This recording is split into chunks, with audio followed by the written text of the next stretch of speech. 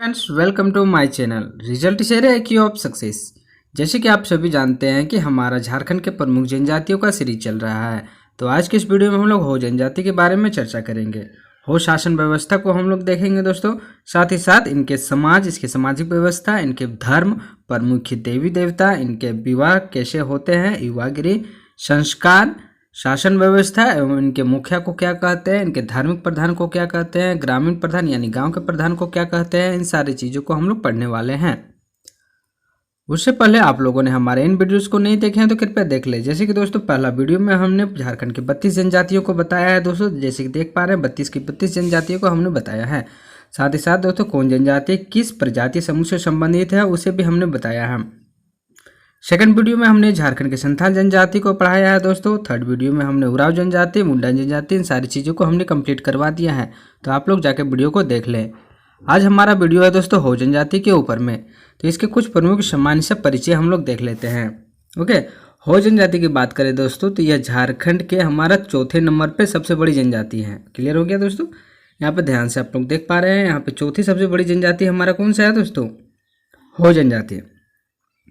इसका अगर परसेंटेज की हम बात करें दोस्तों तो परसेंटेज हमारा 9.2%। ओके, 9.2% जनजाति हमारे झारखंड में पाए जाती है हो जनजाति, और संथाल जनजाति सर्वाधिक पाई जाती है लगभग 35%। ओके, कुछ विद्वान हो जनजाति को मुंडा जनजाति के ही अंश मानते हैं। ओके, कुछ विद्वान का ऐसा कहना है कि जो हो जनजाति है वह मुंडा जनजाति ही है। क्लियर हो गया? इनकी भाषा दोस्तों हो है, याद रखेंगे, जो कि हमारा मुंडारी और संथाली से काफ़ी मेल खाती है। ओके, यानी कि काफ़ी सिमिलरिटीज़ है हमारा मुंडारी और संथाली से हो भाषा का। अगर इसके प्रजातीय समूह की बात करें तो प्रोटो ऑस्ट्रोलॉइड प्रजातीय समूह से ये संबंधित रखते हैं।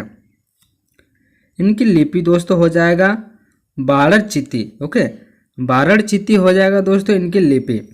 इनके निवास स्थान प्रमुख की बात करें तो सिंहभूम, सरायकेला, खनसवा, यानी कि दोस्तों अगर मोटा मोटी हम लोग देखें तो कोल्हान प्रमंडल दोस्तों इनके प्रमुख निवास स्थान माना गया है। क्लियर हो गया?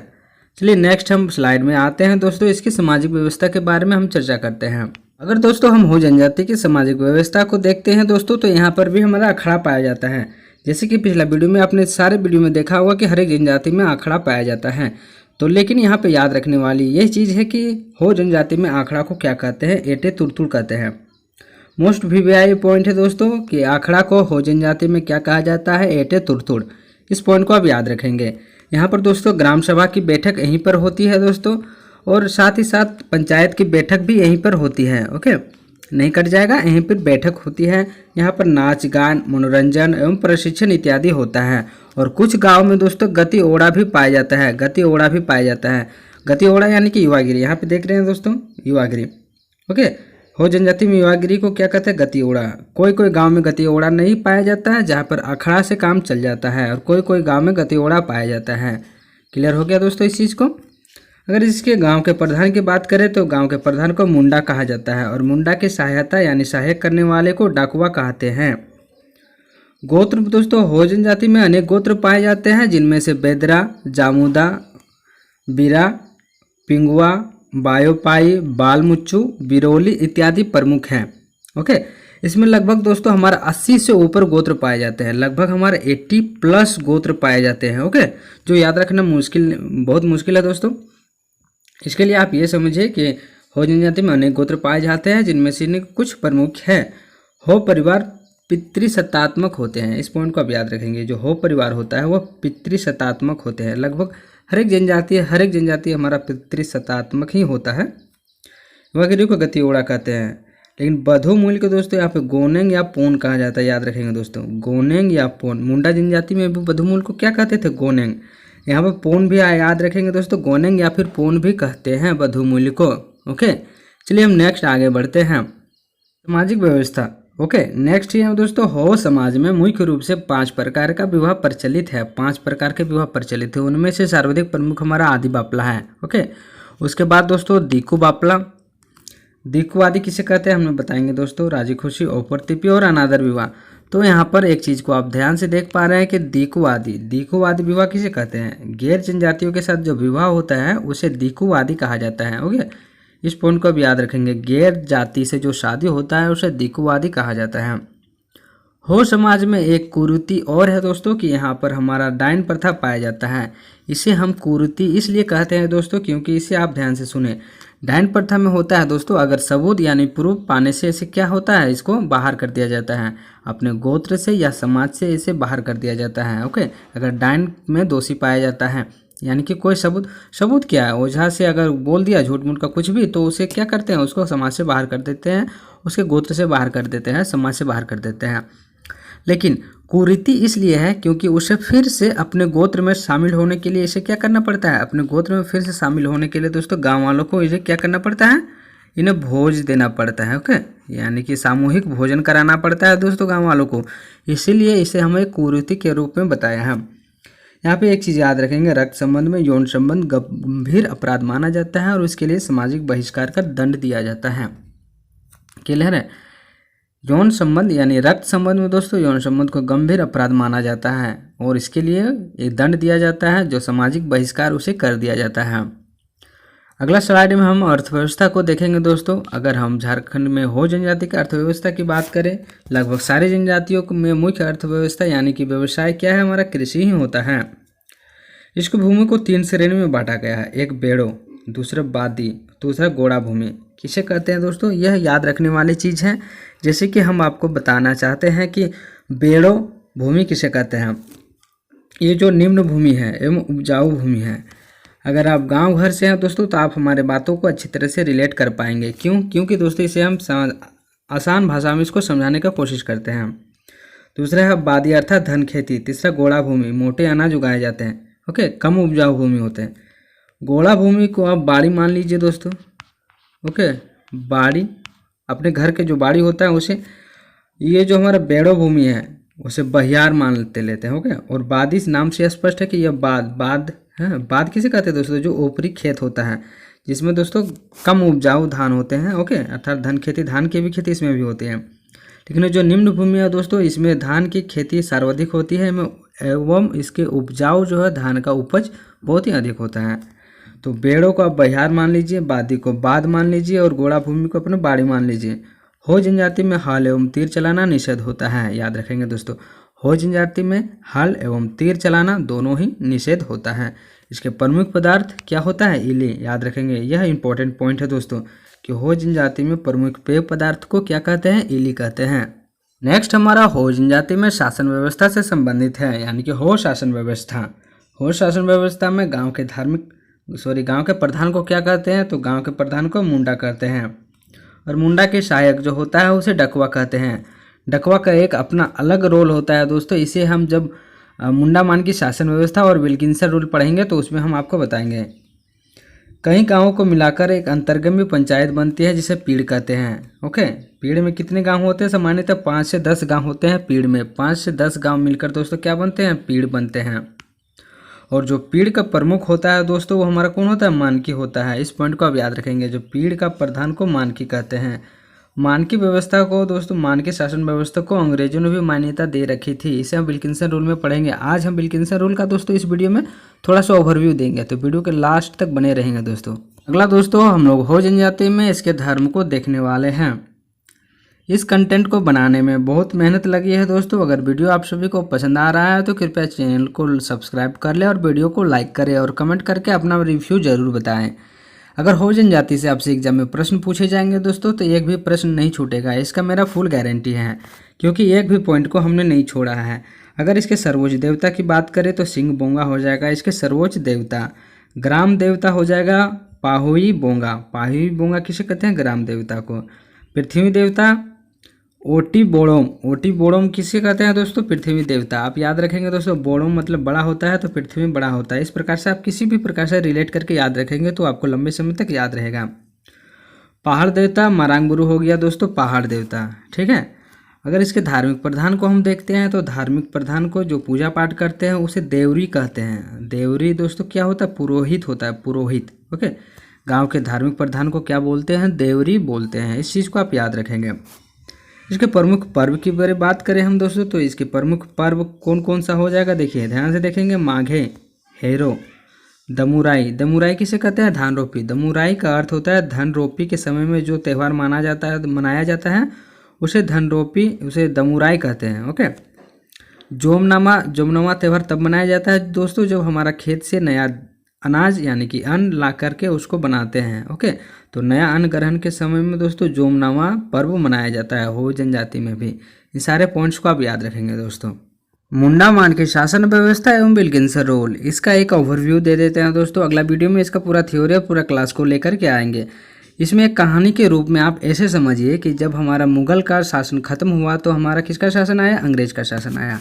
जब अंग्रेज का शासन आया दोस्तों तो यह इलाका उस टाइम तो झारखंड का निर्माण हुआ नहीं था, तो बंगाल के अंडर में आता था और बंगाल प्रेसिडेंसी के अंदर में आता था दोस्तों। ओके। तो हमारा एक चीज़ आप याद रखेंगे, ये जो सिंहभूम वाले इलाका है दोस्तों, ये जो सिंहभूम ये हमारा मानभूम बीरभूम जो इलाका है दोस्तों, इसका जो प्रशासन था वो हमारा कहाँ से संचालित होता था, इसका लोहरदगा से संचालित होता था। ओके। मतलब कि कर वसूली का काम, वैसे तो बंगाल का जिला था ये सारे, लेकिन कर वसूली का काम यहाँ झारखंड के वर्तमान लोहरदगा जिले से हुआ करता था। कर वसूलने में दोस्तों लोहरदगा से हमारे इन क्षेत्रों में जो अंग्रेज थे वो नाकाम रहे। क्यों रहे नाकाम दोस्तों? क्योंकि कर वसूली और अंग्रेजों के अत्याचार से परेशान होकर आदिवासियों ने एक विद्रोह किया जिसका नाम था कोल विद्रोह। ओके। कोल विद्रोह हमारा 1930 ईस्वी में, 1930 से 1932 ईस्वी में तक हुआ था दोस्तों कोल विद्रोह। कोल विद्रोह में हमारा हो जनजाति प्रमुख भूमिका था। हो जनजाति का प्रमुख भूमिका था इसमें, और हो जनजाति को ही दोस्तों कोल जनजाति भी कहा जाता है। ओके दोस्तों, यह कोल विद्रोह होता है तो इस कोल विद्रोह को दबाने हेतु तो अंग्रेजों और आदिवासियों के बीच एक समझौता होता है। ओके। वह समझौता 1837 ईस्वी में होता है दोस्तों, और इस समझौता को ही विल्किंसन रूल के नाम से जाना जाता है। तो आपसे यह समझिए कि यह समझौता आखिर होता क्या है। इस समझौते के अंतर्गत क्या करता है कि अंग्रेज दोस्तों जो गांव के मुंडा होते हैं यानी प्रधान होते हैं उसको राजा घोषित कर दिया। बात यह हो गई कि दोस्तों कि मतलब अब गधे को घोड़ा नाम रख दिया, तो घोड़ा क्या हो गया, खुश हो गया। तो उसी प्रकार से जो मुंडा थे, मुखिया थे, उसको राजा बना दिया, नाम का राजा, लेकिन वो काम करेगा किसके लिए, अंग्रेज के लिए काम करेगा। तो अंग्रेज का इस तरह का कूटनीतिक हुआ करता था दोस्तों। उसे तो राजा बना दिया गया, राजा बना दिया गया तो उसको काम करना पड़ेगा किसके लिए, अंग्रेज के लिए। क्या काम करना पड़ेगा, तो एक कानून निकाला अंग्रेजों ने। कानून ये निकाला कि गांव से वह मान लेते हैं 1 रुपया अगर वह कर के रूप में वसूल किया, ठीक है, तो 1 रुपया में दोस्तों कितना आना होता है, 16 आना होता है। इस पॉइंट को आप याद रखेंगे, आपको पता ही होगा क्योंकि 4 आना मतलब 25 पैसा, तो 1 रुपया में 16 आना हो गया।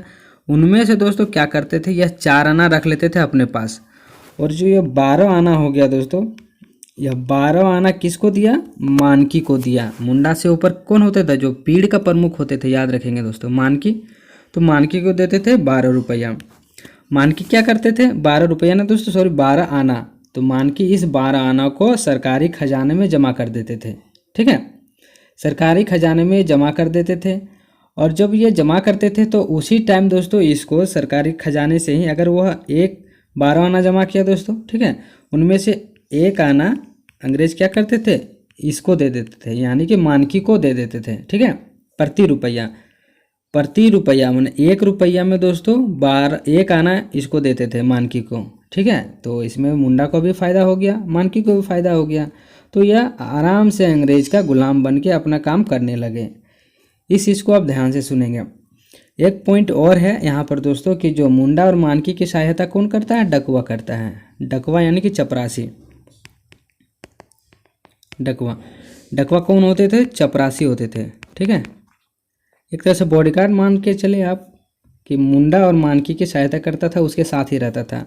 और तब अब डकवा का फ़ायदा क्या होगा, ओके, अगर कहीं कुछ बैठक वगैरह होता था दोस्तों तो दंड के रूप में जो राशि मिलती थी, जो पैसा मिलता था, उसका आधा हिस्सा क्या करते थे, डकवा को दे देते थे। काम कर रहा है तो उसको भी तो कुछ मिलना चाहिए ना, तो डकवा को देते थे आधा हिस्सा। और जो आधा हिस्सा होते थे दोस्तों वह गांव की भलाई के लिए उसका उपयोग करते थे, जो कि एक अच्छी बात है। यही पॉइंट एक अच्छी बात है दोस्तों कि आधा डकवा रखते थे और आधा पैसा जो है गांव की भलाई में इस्तेमाल करते थे, ठीक है। कैप्टन विल्किंसन ने कोल्हान में प्रचलित दंड प्रणाली, जो हमने बताया है दंड प्रणाली किस प्रकार से होते हैं और कौन कौन बांटते हैं पैसा को, ठीक है, तो दंड प्रणाली को और परंपराओं को उन्होंने स्वीकार कर लिया और उसे लेखबद्ध किया, यानी कि दोस्तों एक सुझाव भेजा किसके पास, बंगाल के गवर्नर के पास। उनमें दोस्तों हमारा टोटल 32 प्रावधान थे। ठीक है, कौन कौन सा प्रावधान थे, जैसे कि हमने बताया है कि जो यानी कि अगर मुंडा द्वारा जो फैसला नहीं लिया जाता था वो किसके पास जाता था, मानकी के पास। मानकी ऊपर होते थे मुंडा से। जैसे कि एक प्रावधान ये हो गया। दूसरा प्रावधान जो कर का रूप हमने बताया है कि 1 रुपया वसूल किया, उनमें से 4 आना मुंडा रखा और 12 आना सरकारी खजाने में जमा किया मानकी के द्वारा, और मानकी को 1 रुपया मिला। ये भी एक प्रावधान हो गया। ठीक है, तो इस तरह से टोटल 32 प्रावधान को क्या किया, लिस्टेड किया, यानी कि वो क्रमबद्ध किया, लेखबद्ध किया, लिस्टेड किया। और उसको बंगाल के जो तत्कालिक गवर्नर थे दोस्तों, बंगाल के जो गवर्नर थे उनके पास भेज दिया और उसे बिल पास करवा लिया। और यह बिल जो पास करवा लिया वही हो गया विल्किंसन रूल। ठीक है, वही विल्किंसन रूल के नाम से जाना गया दोस्तों, और इसी रूल को विल्किंसन रूल कहते हैं। और यह जो विल्किंसन रूल है वह काफ़ी सफल रहा और काफ़ी सक्सेसफुल रहा दोस्तों। ठीक है, और ये मशहूर भी हुआ, यानी कि बहुत फेमस भी रहा यह रूल, और यह बहुत सक्सेसफुल रहा था। तो ये है स्टोरी दोस्तों विल्किंसन रूल के बारे में। उम्मीद है यह वीडियो आप सभी को पसंद आया होगा। अगर अच्छा लगा होगा तो कृपया चैनल को सब्सक्राइब कर लें।